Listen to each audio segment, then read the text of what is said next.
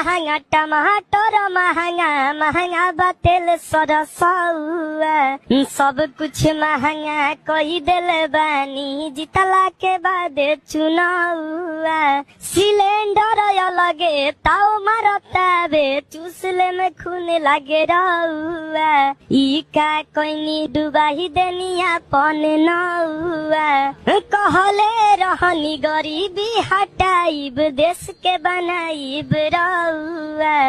खाली काव काव करते रहिला जैसे करेला कौआ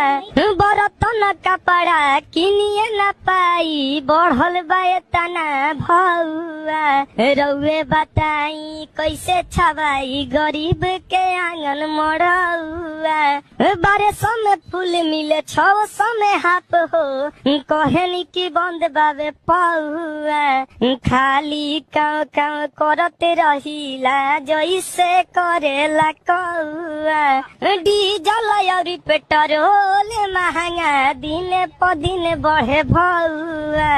सब कुछ महंगा कही देले बानी जितला के बाद चुनाव।